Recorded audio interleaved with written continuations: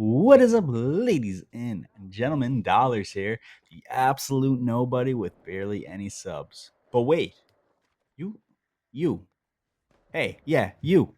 You can change that right now by clicking that subscribe button below. And also, if you look over to the right side, if you're on desktop, I can't really remember on mobile right now, but it's over there somewhere. You'll see a like button, like a little thumbs up. Click that too. Cool things will happen if you do. So yeah, Skate 4. It's finally back or almost back. Well, it's supposed to be almost back. But now the fans are pissed, players are confused, and EA might be doing exactly what we all feared. So let's talk about the Skate controversy, what's going wrong, what already is wrong, and if the franchise is already grinding itself off a cliff. So, Skate 4. What even is Skate 4? Well, if you weren't stupid, and for those who weren't hiding under rocks for the last 4 to 5 years, Skate, or also known as the official name Skate 4, it's EA's reboot of the legendary skateboarding series, which was originally developed by. They're being developed by Black Box. Skate 4 is being developed by a new studio, uh, Full Circle. And the big twist, it's a free to play. So it's always going to be online with live service 24/7. So yeah, it's that kind of game, Fortnite, except for it's not a battle royale. So think like Riders Republic. Pretty sure that's always online. So it's going to be something like that for those that played that game before. So let's just hop and talk about the monetization or the microtransactions, which might as well start calling them massive transactions because they're not going to be cheap at all. But what we were originally told, it's just going to be cosmetics, but there's actually leaks and some data mined info that hints between a premium pass, like lock content, time drops, and everything. So if they're going down the old Fortnite path there, they might even make a battle pass, or well, I guess it'd be called a skate pass, I guess. Um, so you never know, that could be in the future where it is a free to play. But don't expect to get like Nikes, Vans, Adidas, like all the brand clothing for free because it definitely not. Anything that's branded, you're gonna have to pay the Sand Van bucks, I think it's called.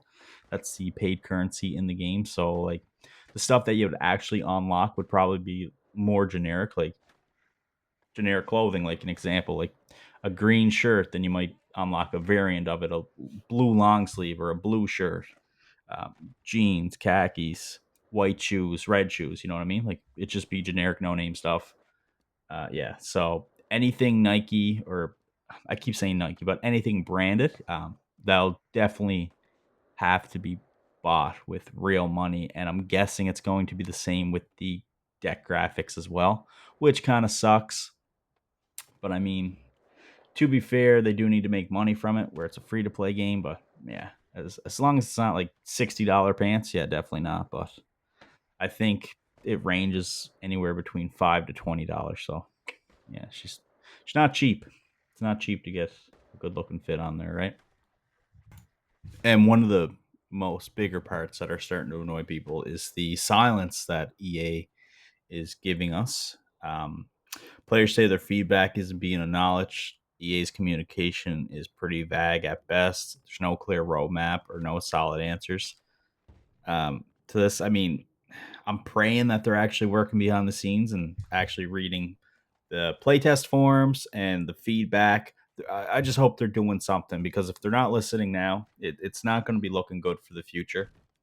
And for the other part that absolute everyone hates, including myself, is the new customized character, the super cartoony stylistic. Holy shit, I couldn't say that word. Stylistic look that they're going for. I mean, I get it. They're trying to draw in the newer crowd, the younger crowd, like the Fortnite kids. Um, but it kills that raw, gritty vibe that Skate 1 and 2 had. And I mean, somewhat Skate 3 too. Um, it feels cartoony and corny while it looks it anyway, and it's turning off a lot of the OG fans.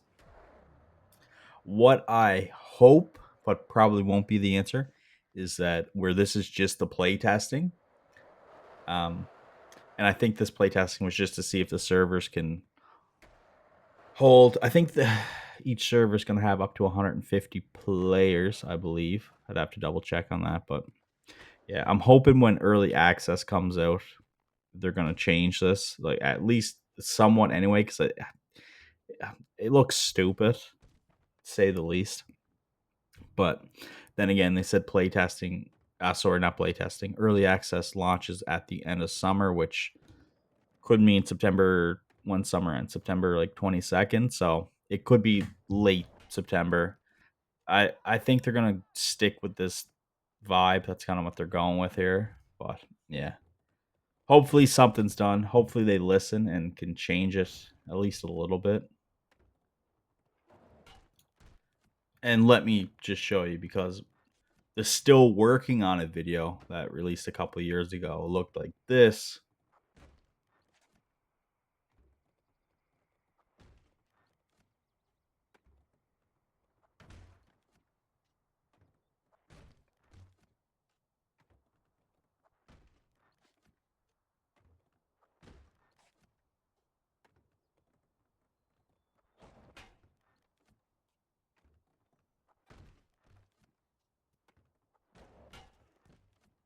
And that don't really look nothing like this. It's what we got right now.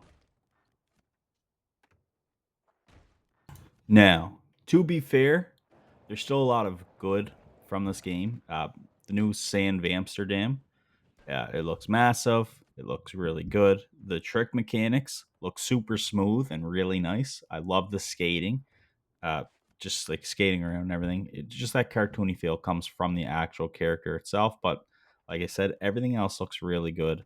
And the game got it got the classic skate energy underneath it all at its base. I haven't personally played it myself, but based on the sponsor videos and the videos that I've seen, and that one dude that streamed the playtest on Twitch, it looks fun. I think it'll be a great game either way. If they do stick with the stylized cartoony look, I mean, yeah, I think it'll be fine in the end.